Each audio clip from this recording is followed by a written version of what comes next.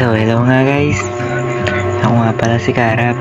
Sa kahirapan kasi dyan sa Pinas, hindi na namin kaya mabuhay. Kaya ito ako kumakain ng maaga. Igising ka ng maaga dito sa Korea para lang kumita ng pera. Ipapakita ko nga pala sa inyo yung buhay dito sa Korea. Kung gaano kasarap. Malaki po kasi yung kinikita rito. Hindi katulad dyan sa Pinas, kada buwan 20 mil lang. Dito po kasi malaki yung kinikita kada buwan. Kaya ako nagsapalaran dito sa Pinas. Ay, sa Korea para. Kasi dyan na nagkamali ako ng sinabi. Nasanay na kasi akong sabihin ng Pilipinas. Kasi nga po, dyan po ako nang galing. Kaya ito na, papakita ko na po sa inyo kung ano yung buhay dito sa Korea. Pero bago yon, mag-warm up muna ako. Idol ko kasi Pumakunochi, dating boksingero sa Pilipinas. Ngayon, nasa Korea na siya. Hapon kasi siya guys.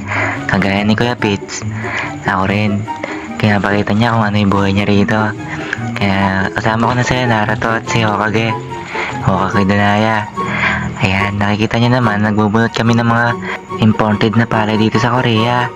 Di ba napakaganda? Tapos tatanim namin dito sa imported na buwet. Ayan, dito na po nagtatapos ang aking video. Kaya update ko na kayo sa mga susunod ko na video. Bye-bye!